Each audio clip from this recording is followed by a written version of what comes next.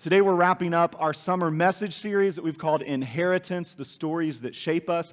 We're going to do that today by looking at the story of Esther and talk about the inheritance of action that she left for us. It seemed like on Back to School Sunday, it was an appropriate day to talk about action. It's a season that brings action whether we want it or not. If you're a teacher, an administrator working in schools, your life changes dramatically from summer to school year. If you're a student, your life changes. I know some students get really, really excited, so happy. Any students that are just super happy to go back to school? Like you've been waiting all summer for it? No? Man. All right. I feel your pain. I cried the night before school every year through 8th grade. So I wouldn't have admitted that then, but I have no problem now. But it's just that time of year where things change. Parents, there might be some tears for different reasons. Some of sorrow, I can't believe my kid's going. Some of joy, I can't believe my kid's going. And regardless of how you feel, it's just a time where things change and you have to adjust to it. And so today what we're going to see in the story of Esther is that God also calls us to a path of action. That when we encounter life with Jesus, it's never a life where we just sit back and keep doing the same old things that we've always done the same ways, but He always speaks to us in each season about new things that He has for us to do, and we have to overcome some obstacles to do that, and then we have to embrace and take action in the spaces where He's calling us to. So if you have a Bible, we'll be in the book of Esther this morning. It's a long story that we don't have time for. We're going to focus most of our attention today in Esther chapter 4. But instead of me summarizing for you the story of Esther, the folks at the Bible Project do a great job of providing videos that summarize the different books of the Bible. You can check them out at just Google Bible Project on YouTube, and you'll see all the different versions. But this morning, we're going to take about the next 3.5, 4 minutes and just see their summary of Esther's story, and then we're going to jump into it together. The book of Esther, it's one of the more exciting and curious books in the Bible. The story is set over 100 years after the Babylonian exile of the Israelites from their land. And while some Jews did return to Jerusalem, remember Ezra and Nehemiah, many did not. And so the book of Esther is about a Jewish community living in Susa, the capital city of the ancient Persian Empire. The main characters in this story are two Jews, Mordecai and then his niece Esther. And then there's the king of Persia, who's something of a drunken pushover in this story. And then there's the Persian official Haman, the cunning villain. Now, this is a curious book in the Bible, mainly for the fact that God is never even mentioned, not once, which might strike you as kind of odd. I mean, isn't the Bible about God? But this is a brilliant technique by the author, who's anonymous, by the way. It's an invitation to read this story looking for God's activity, and there are signs of it everywhere. The story is full of very odd, quote, coincidences and ironic reversals, and it all forces you to see God's purpose at work, but behind the scenes. Let's just dive into the story. The book opens with the king of Persia throwing 2 elaborate banquet feasts that last a total of 187 days, and it's all for the grandiose purpose of displaying his greatness and splendor. On the last day of the banquet feast, he's really drunk, and he demands that his wife, Queen Vashti, appear at the party to show off her beauty. She refuses, and so in a drunken rage, the king deposes Vashti and makes the silly decree that all Persian men should now be the masters of their own homes. Then he holds a beauty pageant because he wants to find a new queen. This is like a really bad soap opera. But it's right here that we're introduced to Esther and Mordecai. Esther hides her Jewish identity and enters the beauty pageant and wins. And the king is so obsessed with Esther that he elevates her to become the new queen of Persia. Now after this, and even more serendipitous, is the fact that Mordecai just happens to overhear 2 royal guards plotting to murder the king. And so he informs Esther, who in turn informs the king, and Mordecai gets credit for saving the king's life. Now right here from the beginning, God's not mentioned anywhere, but this all seems providentially ordered. What is it that God's up to? You have to keep reading. We're next introduced to Haman, who's not actually a Persian. He's called an Agagite. He's a descendant of the ancient Canaanites. Remember 1 Samuel chapter 15. The king elevates Haman to the highest position in the kingdom, and he demands that everybody kneel before Haman. Well, when Mordecai sees Haman, he refuses to kneel, which of course fills Haman with rage. And when he finds out that Mordecai's Jewish, Haman successfully persuades the king to enact this crazy decree to destroy all of the Jewish people. And to decide the date of the Jews' annihilation, Haman rolls the dice. A die is called pur in Hebrew. Tuck that away for later. 11 months later, on the 13th of Adar, all the Jews will die. Haman and the king then have a drinking banquet to celebrate their really horrible decision. So the focus now turns to Mordecai and Esther, who are the only hope for the Jewish people. They make a plan that Esther is going to reveal her Jewish identity to the king and ask him to reverse the decree. But approaching the king without a royal request is, according to Persian law, an act worthy of death. So in a key statement, Mordecai, he's confident that even if Esther remains silent, that deliverance for the Jews will arrive from another place. And then Mordecai wonders aloud. He says, who knows? Maybe you've become queen for this very moment. Esther responds with bravery, and she purposes to go to the king with her amazing words, if I perish, I perish. All right, so a little better than just me telling you, hopefully. But it's a great story. I know some of you are probably familiar with it. You've heard it, and we're just going to kind of jump into it today and see how Esther's got some obstacles in her life that should prevent her from taking action as God calls her to. She has to overcome those, and then she has to be confident that God actually has placed her at that time in that moment for that specific purpose. And so just kind of a word of warning to you. I think over my 9 years or so at Christian Chapel, this is, I think, the third time that I've preached from the story of Esther. The previous 2 times, in both instances, there have been a couple people who've come up to me and told me, thank you for ruining the story of Esther for me.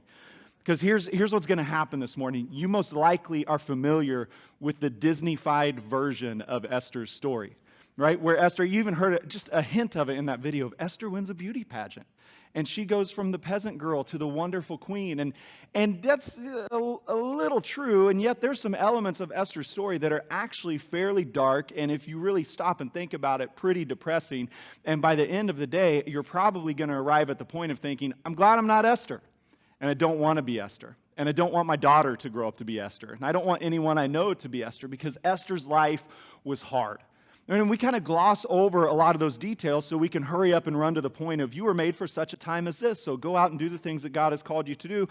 And that's great, and that's actually where we're going to end this morning. But before we do, we need to think about Esther's past and what it actually meant. Esther had all kinds of reasons that she should have resisted the opportunity to be used by God to save the Jewish people. Right? Her life had been hard, and now she's being asked to do something even more difficult. In the opening chapters of Esther, we learned that she was an orphan. Both of her parents had died. Now this in itself is traumatic, is difficult, is heartbreaking. I know some of you in the room, you've been through those moments where as a child or as a teenager, you lost your mom or you lost your dad. Some of you might have lost both of them. Sometimes it was through death. Sometimes it was through their own choices where maybe they went to prison or they abandoned the family. But at some level, there are those of us who know what it is for our parents to leave and us to be in that orphan-type position.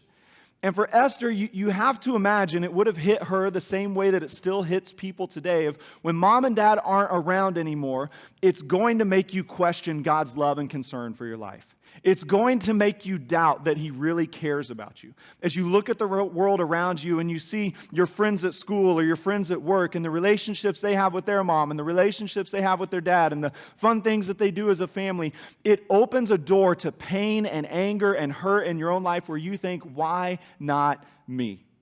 Why can't I have that? Why can't I enjoy that? And we have to imagine Esther would have went through all of these emotions and more. Esther winds up being adopted by her uncle Mordecai. We're not told if it's on her dad's side or her mom's side, simply that she had a relative who took her in. Now, even Mordecai, when he takes her in, he welcomes Esther into a position that's not really that great for her. So as you saw in the video, Esther and Mordecai, they are Jews living in Persia. So they are part of the people who've been exiled out of Jerusalem, out of Judah, very similar to the setting that we talked about last week with Nehemiah. They are God's chosen people living outside of the promised land.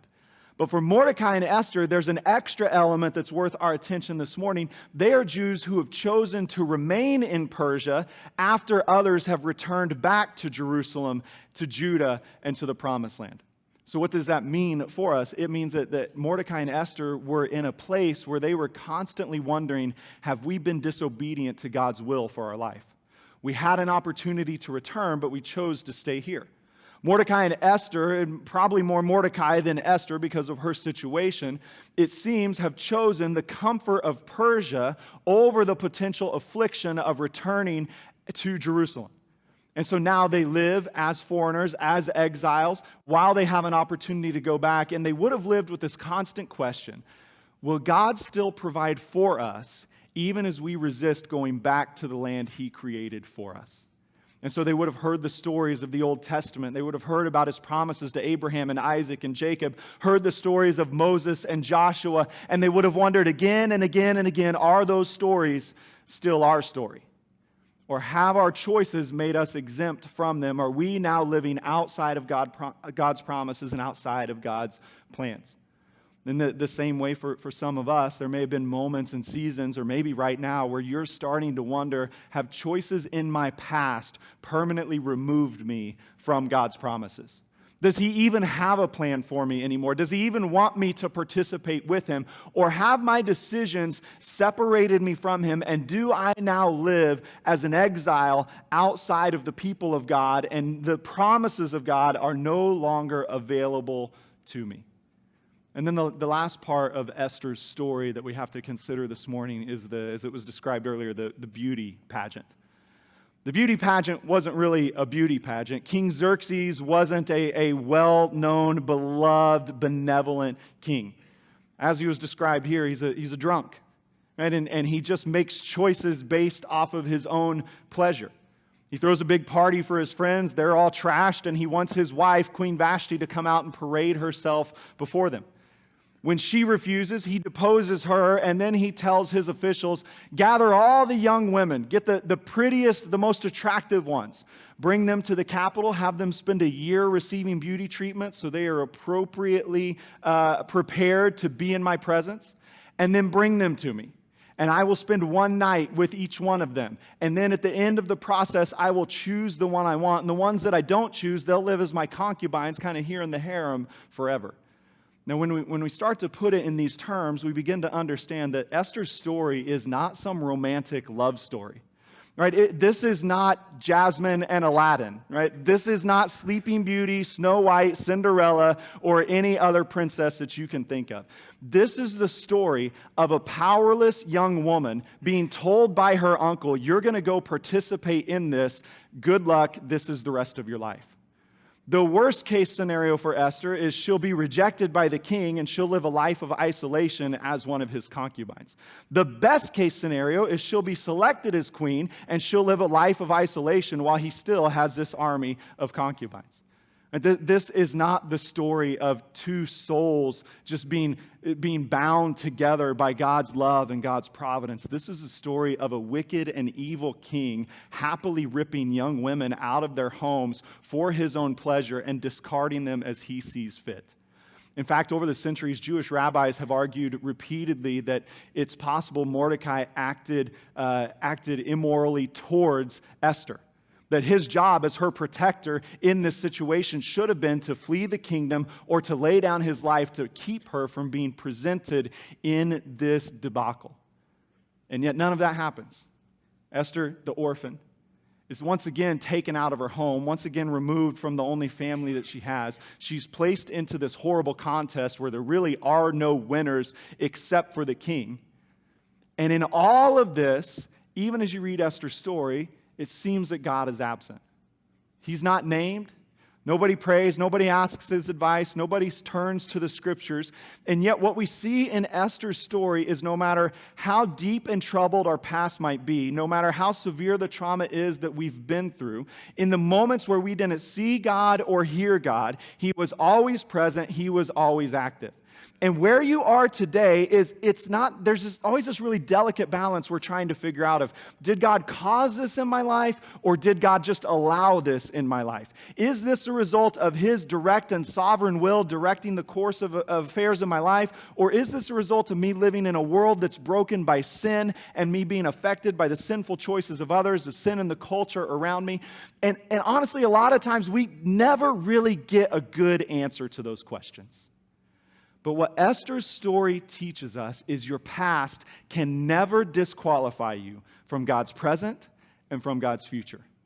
He knows everywhere you've been. He knows everything you've done. He knows everything that's been done to you. He knows the deepest hurts in your heart that you've never voiced to anyone. He knows the traumas that you're afraid other people will find out about. He knows that the ways that you have been afflicted by the wicked systems and culture and people around you. He knows the times when you have done that to others. And in all of these spaces, God was always there. He always saw all of it. He was always at work in it, protecting and preserving you, so that at this time and in this place, you could hear the news that God sees you, knows you, loves you, and has a plan for you. And so this morning, if you're here and you think, I would love to follow God's plan for my life. I would love to have a brighter future. I would love to have hope for tomorrow. If you're a student and you're thinking, I would love for this year to finally be different than all the years that have gone before it, the good news is it can be. God has a plan for you. And when He begins to speak that plan to you, one of the first things the enemy is going to do is come and tell you you're disqualified from it because of your past. But Esther's story is an encouragement to us that when God speaks, He speaks to us knowing everything we've ever done and everything that's ever been done to us. And He's not choosing you because somehow He thinks He's going to separate you from everything that's ever happened. You're never going to think about it again.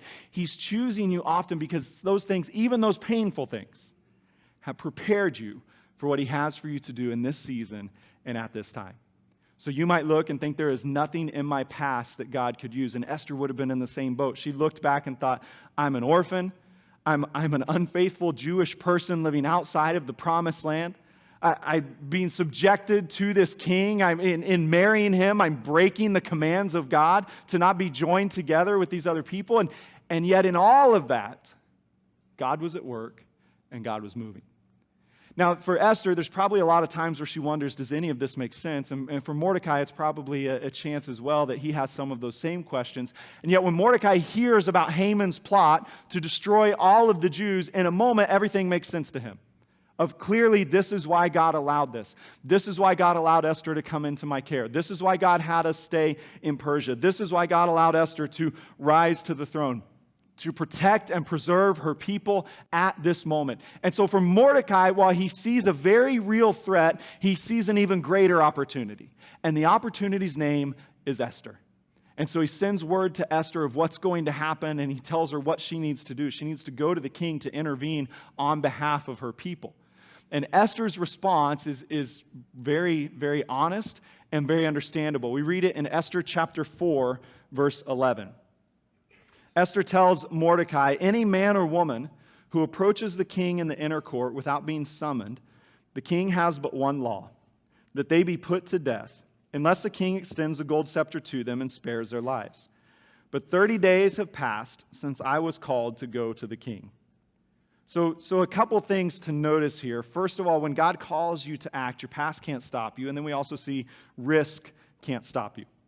Esther tells us a couple things that give us some insight into her marriage. So in case we're still wondering, Esther doesn't have a modern marriage. Esther doesn't have a fairy tale marriage. Right? I don't know how many of you are married in the room, but if you've ever adopted a practice of like, you know what, I send my wife away and I don't talk to her for 30 days at a time, I'm going to guess you're not going to be married very long. Right? Like that's just not, I've read a lot of marriage books over the years. I've never read that tip. It's never been in any of them. None of them have ever said live separately. None of them ever say only send for her when you want to see her. It just doesn't work. It doesn't go that way. On top of that, Esther tells Mordecai, like, yeah, I'm the queen, but I'm still in a subservient role. I can't just waltz into the king's presence whenever I want. In fact, if I do that and he doesn't want to see me, the penalty is death. And so Esther lives with an awareness of her role in this relationship. She lives hearing the constant story of Queen Vashti, the last queen who opposed King Xerxes, who now lives a life of complete and total isolation, who's been stripped of every privilege that was once hers. And so when Mordecai sees an opportunity, Esther sees a massive risk. She's being asked to put her life on the line. She's being asked to put her title on the line. She's being asked to put her comfort on the line. She's being asked to put her security on the line, all without any promises that what Mordecai hopes will actually come true. For us, when God shows up in our lives and begins to speak to us and begins to call us, the path of action normally involves some form of risk, at least from our perspective. Right, and here's, I think, something that's important for us to understand this morning. What we call risk, God calls obedience. Right, from God's perspective, there is no risk for Esther to follow his path and to follow his plan, because he knows how it's going to turn out. He knows how he's going to work through the situation. He knows how he's going to deal with Haman. He knows how he's going to provide for the Jews. He knows how he's going to speak through Mordecai to give him wisdom to share with Esther. God knows it all. He sees the beginning all the way through to the end. But Esther only sees the beginning, and she sees possible endings that are not in her favor. For you and I, when God calls us to act, when he calls you to try something new, when he calls you to step into a new space, that first step of obedience often feels risky because you don't know how it's going to end. When God calls you to make the call, you don't know how it's going to be received. When God calls you to send the text, you don't know if you're going to be left on red for the rest of your life. Right? When God calls you to enroll in the university, you don't know if you're going to graduate. When God calls you to propose, you don't know if she's going to say yes, and you probably don't know that it's going to last forever. When God calls you to engage in something like foster care, you don't know how it's going to turn out. When God calls you to give an extravagant and generous gift, you don't know how that's going to go. When God calls you to start a business, to send out a resume, to try to have children, to do 1,000 other things, you never know exactly how it's all going to go. And from our end, that seems risky. And most of us are risk averse. And even those of us who say we really like taking risks, if we're really honest, the risks we like to take are the ones we know are going to turn out in our favor, right? I mean, or the ones that we know, like, well, there's a very small penalty for failure. Like, yeah, I'll take a risk as long as nobody knows if it doesn't turn out. I'll take a risk as long as it doesn't really affect me in my career or financially.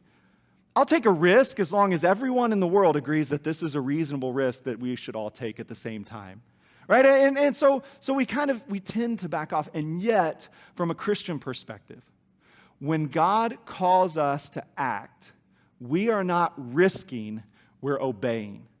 We're just walking in the path that he has for us. We're trusting that he sees the beginning all the way through to the end. We're trusting in his goodness. We're trusting in his kindness. We're trusting that he is there and he's working in spaces and places that we don't see and we wouldn't even understand if we could. And so, yeah, there's going to be risk involved, and yet as a follower of Christ, when we are sure and certain, when God's path has been revealed in the Scriptures, when it's been confirmed by the Holy Spirit, when it's been affirmed by the community of saints he's placed me in, when it's very clear this is where God is calling me, then it's not a risky choice anymore. It's just the next logical step in your journey. And so you take that step of faith, and what you find is in that step of faith, you receive gifts of faith. You receive the ability to continue to believe. Some of you this morning, you have taken those first steps, and you're in a season where you're wondering, are we on the right path? Well, if that path has been confirmed by the Scriptures, if other believers are telling you, yes, you made the right choice, if you have the Holy Spirit assuring you, this is the way, keep walking in it, then you can be confident that not only is God going to provide for you to get to the end, but God is going to give you gifts of faith all along the way. And so the risk isn't risky. The risk is just obedience. And then as you keep reading Esther's story, you get her response back to Mordecai of, hey, I don't know if I should. It's pretty risky. I'm risking death. Remember what happened to Queen Vashti. Mordecai's response to her is, it shows that maybe Mordecai never raised kids of his own, right? Or maybe he did, but they were just the tough love household. I don't know. But Mordecai, there's not a lot of compassion. There's not a lot of kindness. Esther says, hey, I might die. And Mordecai in Esther 4, verse 14 says, if you remain silent at this time, relief and deliverance for the Jews will arise from another place, but you and your father's family will perish. Now, I don't know if you've ever asked someone for advice when you're facing a risky decision, where you feel deeply that there's a chance this isn't going to turn out well. And their response is basically, shut up and do it, or you might die. Like it's not really inspiring confidence. And yet, if we stop and really examine what Mordecai is telling Esther, what he's telling her is you can be confident as you step forward in action. And the first thing he tells her is, look, God's going to achieve his deliverance.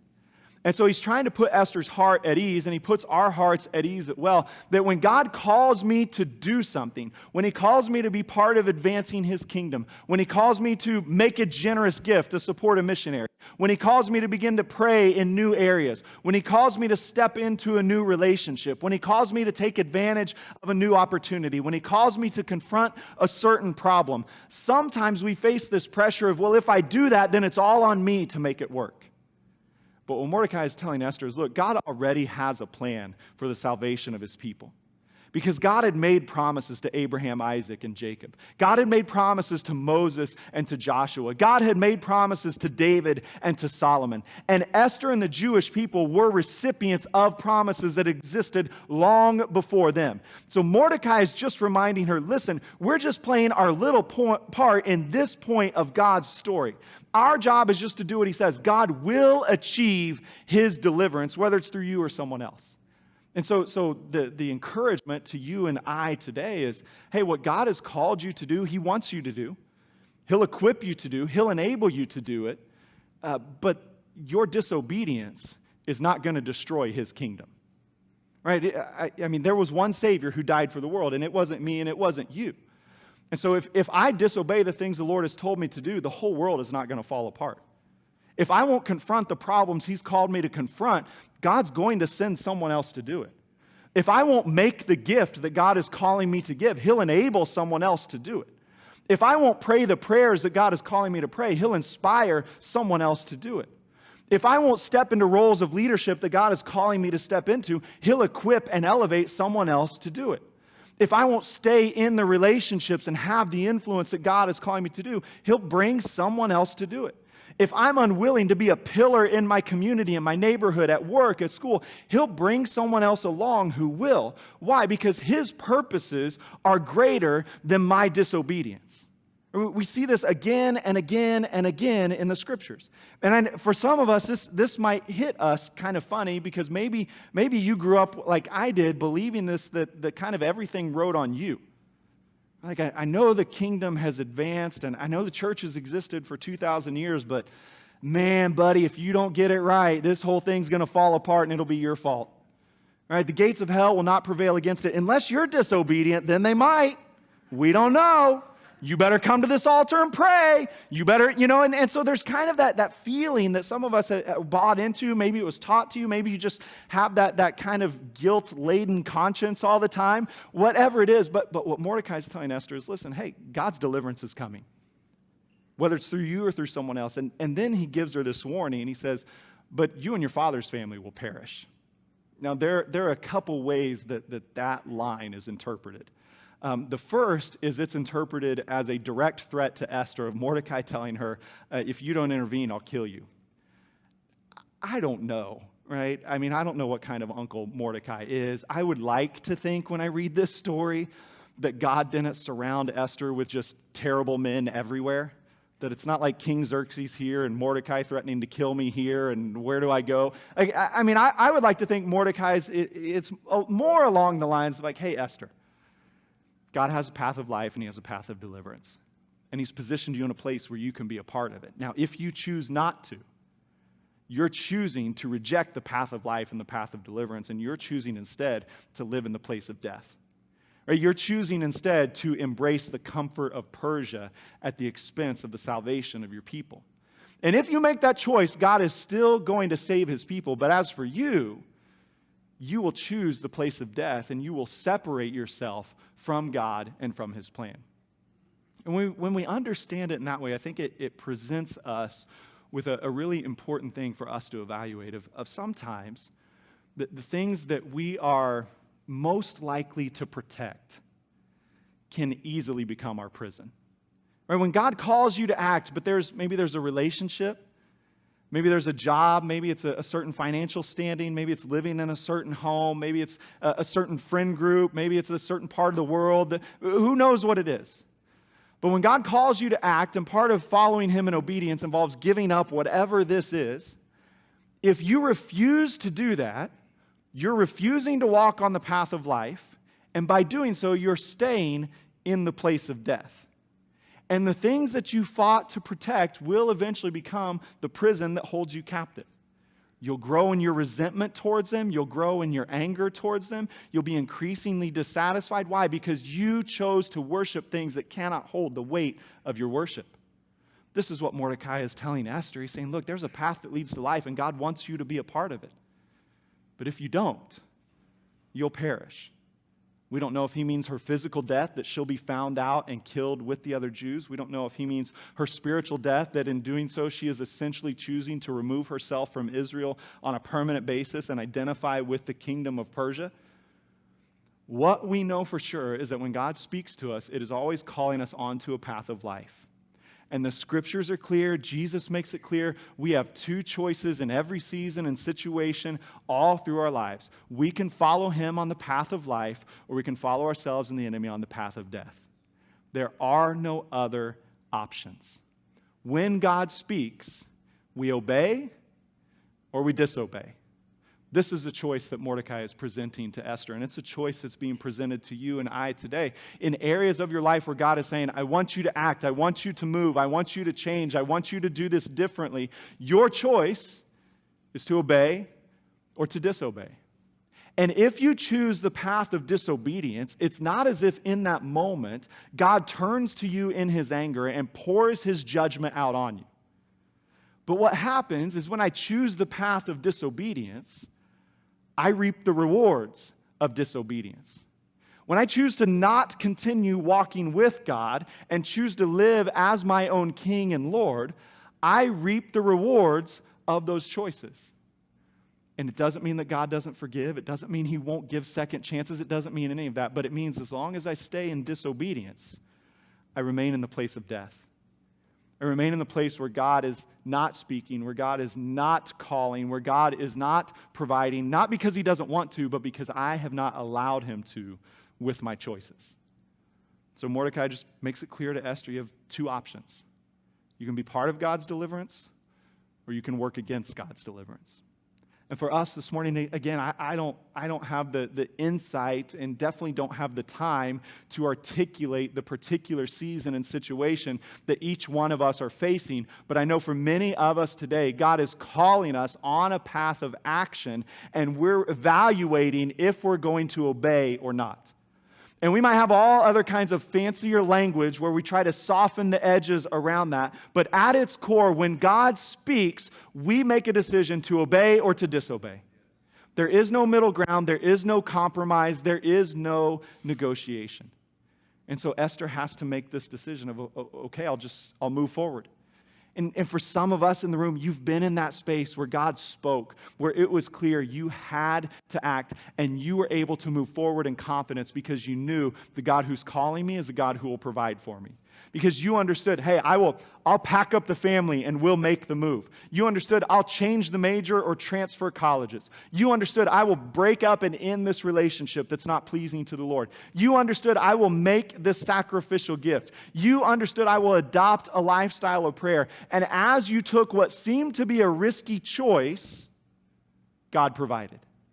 And on the path of obedience, you experienced his blessing. You experienced his provision. And for some of you this morning, you're right in the middle of it, and you're wondering if you're doing the right thing. And I just want to encourage you, keep trusting him.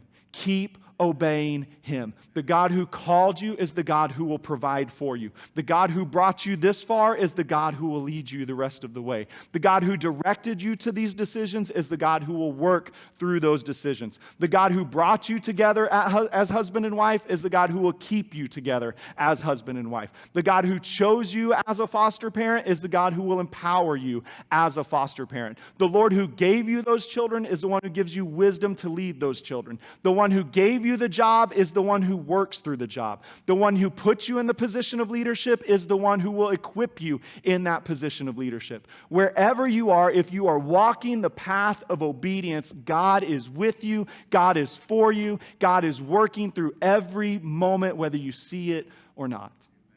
And again, we don't have time to get into Esther's story, but you can read it later. God works in incredible ways for her. He overthrows not only Haman's plot to destroy the Jews, but he brings incredible blessing to the Jewish people in the process. He blesses Mordecai. He blesses Esther. He enables King Xerxes to get a bigger view of who God is. It's this incredible story of God's providence. But before we get there, Mordecai gives Esther one final encouragement. It's probably the most famous line in the story of Esther. Esther chapter 4, verse 14, the second part, Mordecai tells Esther, "Who knows, but that you have come to your royal position for such a time as this." Mordecai looks at Esther's life, and he sees the sovereign hand of God at work. And his conclusion is now it's time for Esther to go to work. Mordecai looks and can say, Esther, look at everything the Lord did. When your parents died, it was tragic and it was horrible and nobody wanted it. And yet, God worked through that terrible situation to bring you under my care. And you and I, as we lived in Persia, and we wondered if God's promises were still for us. And then you entered into this horrible process, and I'm still not sure if that was the right thing or not. And Esther, God worked through all of that. And now he's brought you to this time and this place for such a time as this. And it's a wonderful reminder to us that God knows who we are, God knows where we are, and God also knows when we are. And he knows the exact moment of every day of your life. He knows the exact situation that you're going to be facing at 11:42 on Tuesday morning. He knows what you're going to be doing Friday evening. He knows the opportunities that are going to come your way in 2 weeks. He knows the heartaches that may come your way in 3 weeks. And in all these seasons and in all these situations, the story of Esther reminds us we have an inheritance of action to trust God and move forward whatever we're facing, because we know I was made for this moment. You were made for this moment in your life. And so you might feel overwhelmed. You might feel ill-prepared. You might feel unequipped. You might think, I didn't see this coming. But Esther's story is reminding us God saw it all, he knows it all, and he has a plan for it all. And not just in a big generic sense, but in a very personal and practical way, God has plans for the moments you are facing right here and right now. And that should bring comfort to our hearts. And we still might have the questions of, well, did God cause this, or is he just working through this? And I'd say, hey, explore that to the best of your ability, but at the end of the day, you have to settle in the place of, I may never know, but God does. And it's time for me to go to work. It's time for me to do my job. It's time for me to take my next step of action.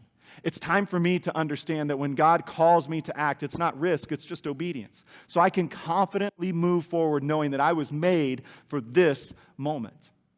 Now, it's easy for me to tell you that, but I can also tell you I've been on the receiving end of that advice at times. And I haven't always appreciated it.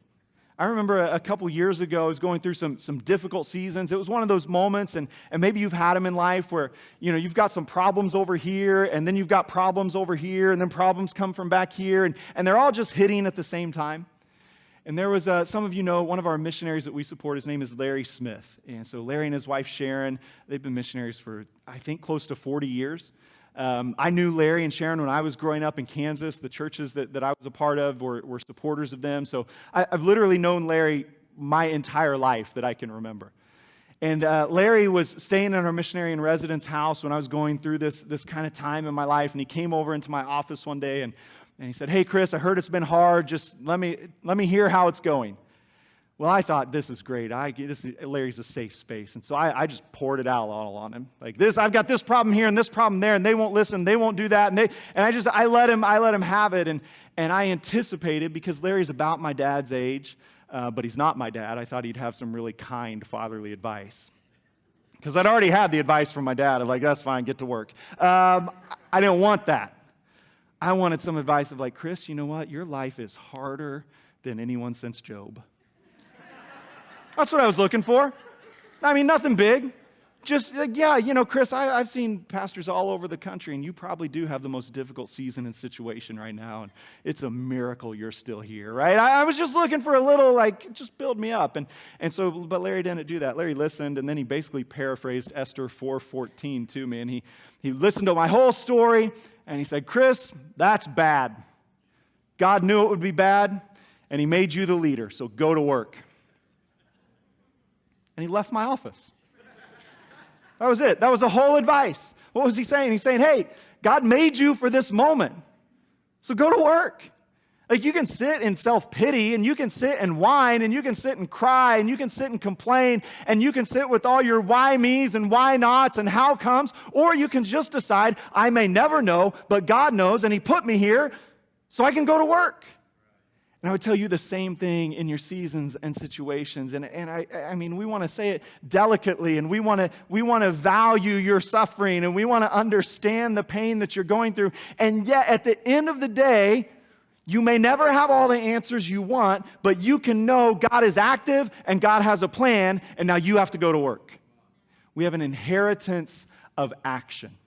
Esther takes action, and she's part of saving the Jewish people. Throughout the scriptures, we see God speaks to men and women who come from broken systems and broken situations, and they take action, and they're part of his kingdom. And today, that continues. God sees you, God speaks to you, and you take action.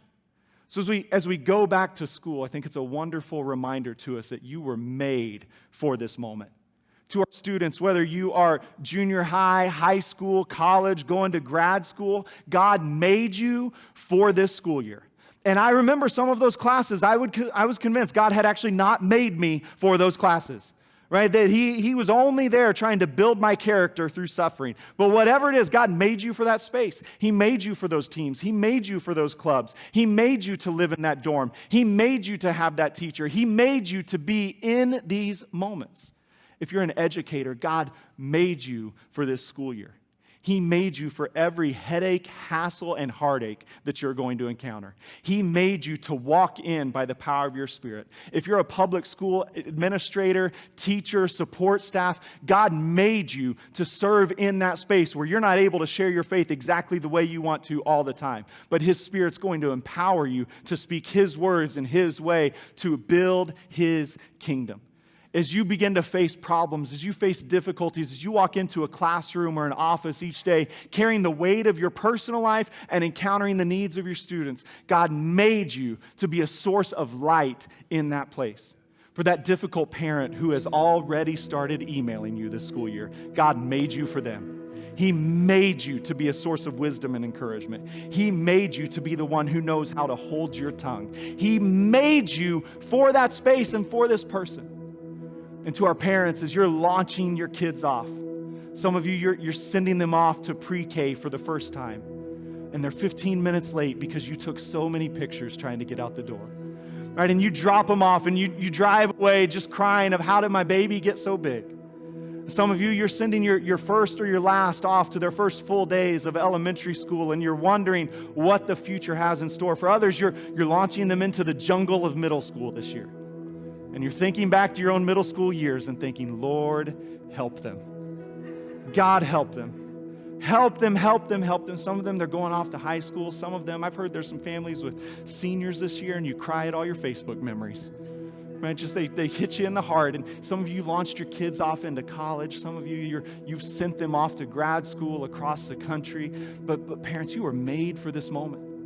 God's going to equip you. He's going to be with you. He already has a plan for your kids, and He's working that plan. And they're going to have difficulty, right? You're going to get some calls for parent-teacher conferences. Not every report card is going to be exactly what you wanted it to be. There's going to be ups and there's going to be downs, and yet you're going to remember God has a purpose, God has a plan, and not only is he working in my kid's life, but he's working in my life to be part of his kingdom and his plan right now in theirs. And then there's so many of us that back to school is not even a thing anymore in our world, and yet we face our own problems, we have our own challenges, we have our own course of action God is calling us to. My encouragement to each one of us today is we were made for this moment. God is here, God is working, God is active. He is speaking, leading, and guiding, and it's our job to act in obedience. Will you stand with me? I want to pray for you, and the band's going to lead us in a final song. Jesus, we come to you today. Lord, we pray first of all, if there's anyone in the room or online with us who's never taken that first action of surrendering their life to you, will you help them to do so today?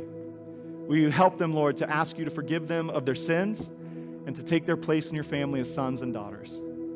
And for the rest of us, Lord, you see the situations we're facing. You see the problems and opportunities we have. And we ask now that your Holy Spirit would come and remind us that we are made for this moment. You are equipping us, you're leading us, you're guiding us, and you are working through every single season and situation to accomplish your will. So, Holy Spirit, will you fill our hearts with faith and courage to believe, to obey, and to act on the things you're speaking to us. In Jesus' name.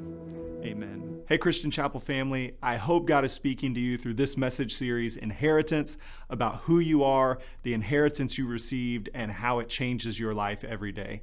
If you'd like to partner with us in ministry, you can join us at christianchapel.com/give. If there are any needs in your life that we can pray with you about, please drop those off at christianchapel.com/prayer. We're praying you have a great week and that you live out the inheritance God has given to you through Jesus.